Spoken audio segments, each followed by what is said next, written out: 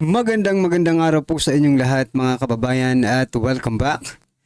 Dito po sa PNR at ito nga mga karibin natin na Palasyo walang kawala. Nako, Yusik Claire nahihirapan na. Nagtaray. Nako, yan mga kababayan patungkol po riyan. Ang ating aalamin at bibigyan ng komento ngayong araw na ito. Pero bago pong lahat, kung bago ka pa lang at di pa po nakapag-subscribe sa ating munting channel, please don't forget to subscribe at palike na rin po ng video ito. Maraming salamat po at ito na nga, simulan na po natin to. Sa walaan babae, sa masalatang kawawa.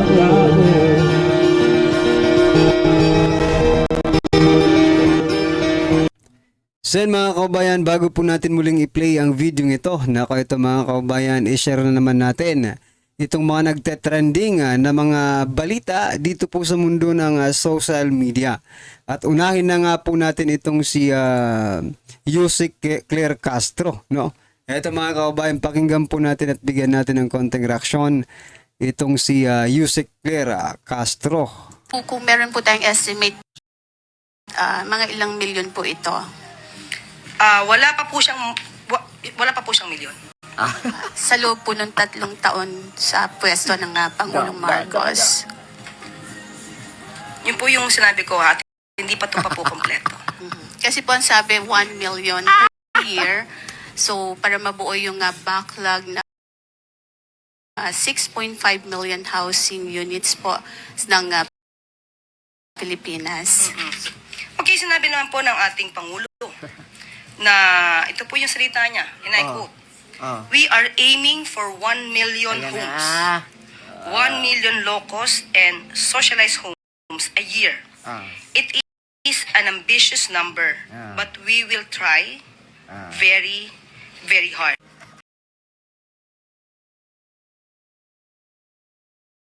Yan mga kaubayan, no? Isa lang po ang ibig sabihin nito. Wala talagang isang salita ang gobyernong ito. Kaya ito nahihirapan na sa pagsagot itong si Yusik Claire Castro. Sapagkat ang pangako, no? Kaya nga, ito, hindi naman sinasabing ito ang rason, ito ang dahilan kung bakit siya binoto. Pero hindi natin maiiwasang isipin that this is one of his, no? Campaign promises mga kababayan. 'Di ba? Itong 1 milyong pabahay bawat taon. Magti 3 years na pala mga karibin natin, wala pa, hindi pa nagkakamilyon. Anong ibig sabihin yan? Parang bigas lang 'to eh. No, yung pinangakong bigas na 20 pesos na kilo ng bigas, parang ganun din. That's why ang hirap na po talaga mga kababayan. Ang hirap na pong ipagtanggol ng gobyernong ito. Because they themselves, no? Fake news niyan pag hindi niya tinupad, di ba? Nasaan yung sinabi mo? Fake news, di ba? Mismong sila may fake news sa kanilang hanay, di ba? Mga kababayan. So, wala tayong magagawa diyan because sila ang nasa posisyon. Mga kababayan, hanggang pangluloko na lang siguro ang kaya nilang gawin eh. Bakit? Totoo naman eh, di ba? Niloko po tayo sa 20 pesos ang kilo ng bigas. Ngayon naman po, yung 1 milyon na pabahay bawat taon, taon ang sabi. Nasaan? Magtatatlong taon na, hindi pa nakakamilyon. Ayon po yan dito kay Yusik Castro mga kababayan. Ano pong inyong opinion dyan? Ako talaga, i-comment nyo na lang po mga kababayan at eto pa. Ano ba ang dahilan kung bakit hindi ma-hit yung 1 million pabahay every year? Ito po mga kababayan.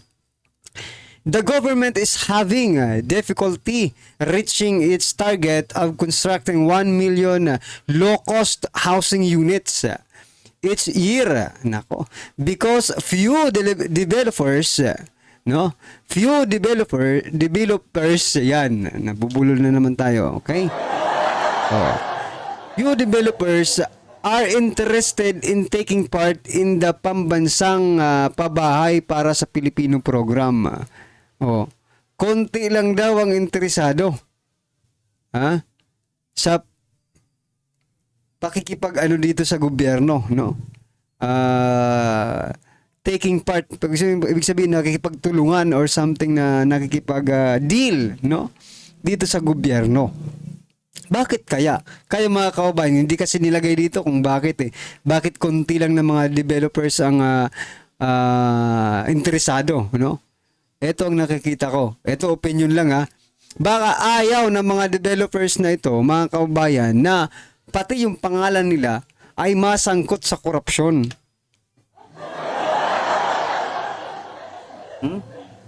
Ayaw siguro nitong mga developers na masangkot sa korupsyon ang kanilang kumpanya. Di ba? Kasi isa lang ang posibleng mangyari dyan. Substandard. Substandard talaga, di ba? Yung sinasabi ni Mayor Magalong, coming dito sa taas, may bawas hanggang sa pinakababa, may bawas. Oh. Yan po yun mga kababayan. Ayaw nitong mga developers na ito na masangkot ang kanilang pangalan or kumpanya dito po sa malawakang korupsyon. Kayo mga kababayan, may naiisip ba kayo kung bakit konti lang na developers ang interesado dyan sa pambansang pabahay na programa ng ating gobyerno? I-comment nyo na lang po. At eto, pasadahan pa natin itong balita mga kababayan. Uy, si ano na naman to si Jose Claire Castro, mga kababayan, no? Post po ito ni ni Sir Jason Sa, di ba? Malacanang, hindi tatanggapin ng Philippine government si former President Duterte kung sakaling ibalik sa Pilipinas. What? Bakit hindi ba Pilipino si former President Duterte? No? Nirepost lang po ito ni Sir Jason Sa, pero ang nagpost po nito itong si Pinoy Patriot. Sabi di po dito sa caption niya, the Philippine government will not accept former President Rodrigo Roa Duterte if the ICC advises his return to the Philippines. Sabi po dito, hindi natin pwedeng tanggapin kung ibabalik si former President Duterte ng ICC dahil walang jurisdiction ng ICC sa Pilipinas. Pusang gala. Saan nyo pauuwiin yung tao? Jose Claire Castro, saan nyo pauuwiin si former President Duterte? Wala palang jurisdiction dito sa ICC. Tapos, yung warrant of arrest may jurisdiction dahil Interpol ang nagdala. Pero galing sa ICC. Pwede pala yun. Pwede kasi ginawa nila Di ba? Pero mga kababayan, logically, nasa tamang pag-iisip pa ba ang mga ito? Kinuha nyo dito yung tao, tapos kung pababalikin na sa Pilipinas, hindi pwedeng pabalikin dahil walang jurisdiction ng ICC. Anong gusto nyong mangyari kay former President Duterte? Di ba? Anong gusto nyong mangyari? Sige nga. Baka fake news ito mga kababayan. Pero kung hindi ito fake news, talagang grabe ito. Grabe itong statement nila. Marami pong magagalit dito.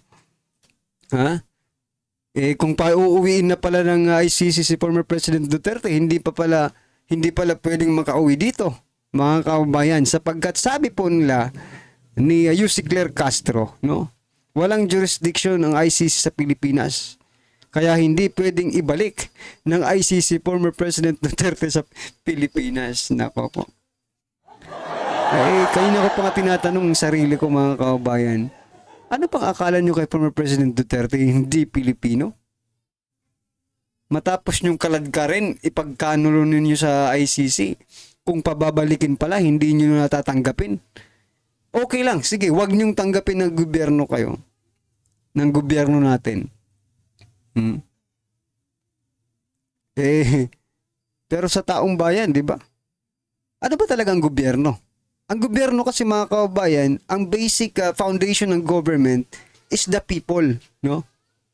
Kung ano ang kagustuhan ng bayan, yun po ang masusunod. So kung kagustuhan ng bayan, natanggapin dito muli si former President Duterte, may magagawa kaya ang mga temporary lang kasi yung mga official na yan, di ba? Yung mga temporary public officials natin. May magagawa ba sila kung taong bayan na ang magsabi na tanggap na tanggap yan dito sa Pilipinas? Nako, hirap nitong mga statement nila, no? Masyadong masakit magsalita ang mga ito. Pero okay lang. Ito mga kabayan, pasadahan din po natin itong si Nery Colmenares. Gusto ko lang bigyan ng komento to mga kabayan. Sabi niya po dito, ilan ba talaga ang papatayin ng isang presidente? Eto na naman. Bakit pinatay ba si former president ba ang pumatay?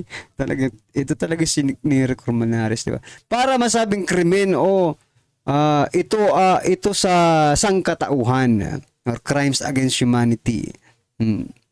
Kung maliit na bagay sa mga Duterte ang pagpatay ng 43 katao, hindi ito maliit sa mata ng mga biktima at ng mundo. Teka lang. Yung 43 na sinasabi mo, sila po ay alleged, no? Or talagang mga drug lords at mga addictos yan. Kung hindi mo yan gugurguri, di ba? Sabi nga, kanino ko ba narinig nabasa yun na kung hindi mo yan gugurgurin, kayo ang kukontrolin yan. Di ba? Itong 43 po mga kabayan, 43 na mga Panginoon ng pinagbabawal na droga, no? Alin ba ang pipiliin mo?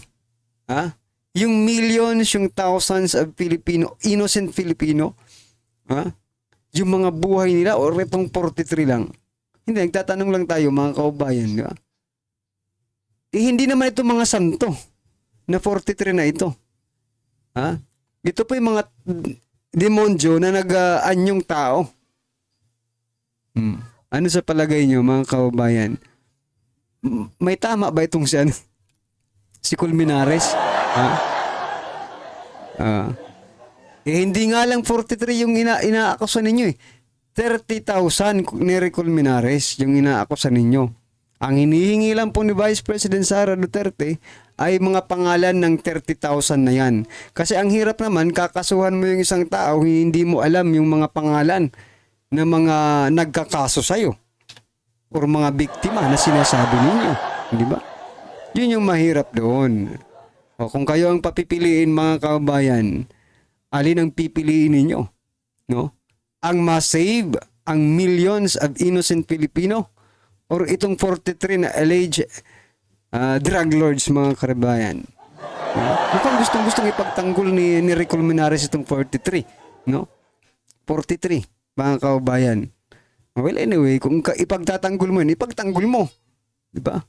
Pero kami, ipagtatanggol rin namin yung si former President Duterte sapagkat mas marami po, hindi lang 43 ang na-save niyang buhay. Ano sa palagay nyo mga kaubayan? I-comment nyo na lang po at eto pa, pasadahan din po natin ito. After Duterte's arrest, drug war victims face abuse and online falsehoods yan.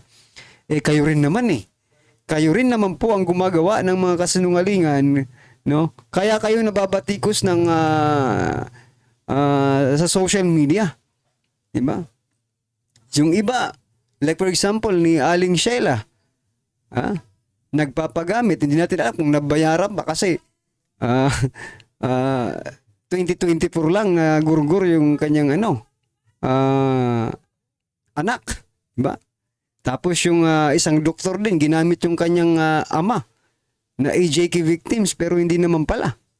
At marami pang iba mga kabayan. Tapos sasabihin nyo ngayong inaabuso kayo, tinitira kayo sa online, malamang hindi naman pwedeng magpatuloy yan mga kasinungalingon ninyo, di ba?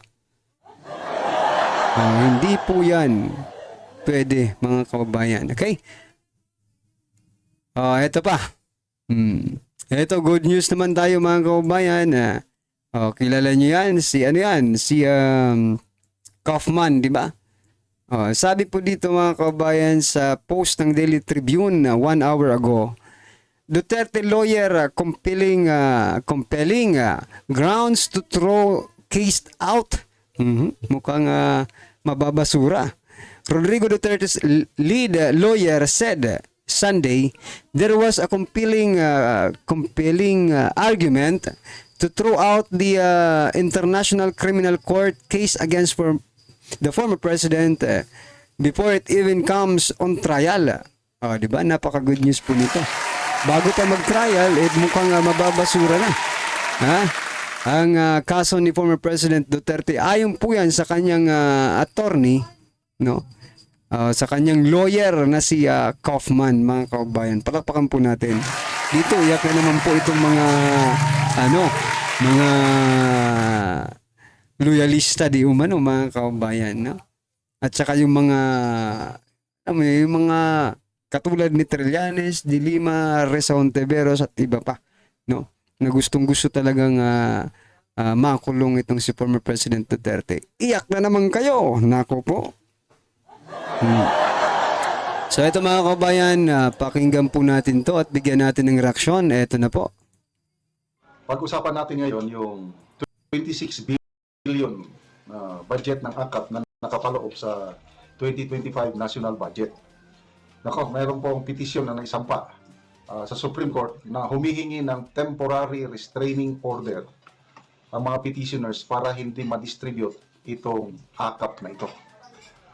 So dito sa ABS-CBN News, title ng article, Supreme Court Temporary Restraining Order SOAP versus AKAP in 2025 Budget by Adrian Ayalin, ABS-CBN News. So, ang nagpetisyon po ang Juan Sambayan at San Lakas and other individuals. So, isinampa nila yung petition sa Supreme Court, I think 2 days ago. So, it's a petition for certiorari with prayer for a temporary restraining order. Juan Sambayan stressed that in the distribution of the 26 billion AKA funds, there was no prohibition against the intervention of congressmen and senators, paving the way for their participation in the program of the executive branch of the government. So, parang parang pork barrel lang labas eh. So, ang mga nagpetisyon po ay walang iba kundi sina former Supreme Court Senior Associate Justice Antonio Carpio, San Lakas Representative Marie Margaret Lopez. So yan mga kaubayan, no? Bakit kaya atat silang ma-distribute itong AKAP na ito?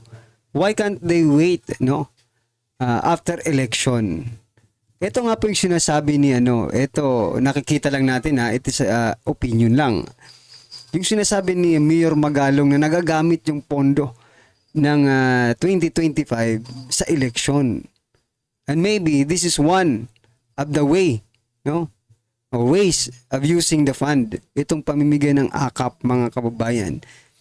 Sapagkat parang binibili mo yung boto di ba? Habang nagbibigay ka ng ayuda. Hindi natin alam kung anong proseso because also the COMELEC, mga kababayan, is rin sila, stricto rin sila, pero parang wala yata sa lugar no? Kasi kung stricto ka talaga, itigil mo muna yan, hindi naman mamamatay yung mga tao. Di ba? Hindi naman mamamatay yung mga tao sa akap-akap na yan. That's why, itong COMELEC, dapat maging firm din kayo sa inyong pagdedesisyon Nga. You have to be wise. Kung talagang wise kayo, diba? Para wala talagang hindi magamit ni piso sentimo ng kaban ng bayan sa eleksyon na ito, pigilan nyo. Huwag sana, pero kaso approve na inaprubahan din ng COMELEC, di ba? May aasahan pa ba tayo? Wala. DSW din ang pero I'm not. No, I don't believe na talagang DSWD lang talaga ang mag-distribute niyan, mag-organize. Kasi mga kababayan, sa nakaraang AKAP, yung pamimigay nilang AKAP, hindi nagsisimula ang pamimigay hanggat walang dumarating na politiko. Hanggat hindi nakakapagsalita yung politiko, kahit gutom na yung tao, di ba? As long as hindi pa nagsasalita ang politiko, hindi pa po yan mabibigay ng mga tupad, AKAP, AX na yan. So maybe kayo na-experience nyo rin yan mga kababayan sa mga lugar ninyo, di ba? Na bago magbigay ng akap, nagsasalita muna itong mga hinayutak na mga politikong ito. Right? Ano man po ang inyong opinion, reaksyon patungkol po sa video ito mga kababayan, i-comment nyo na lang po sa baba. Para at least alam po natin mga kababayan ang inyong opinion. Maraming salamat po. Please don't forget to like the video. Maraming salamat po. Sawa ang bayan ko sa nagnakaw ng tao.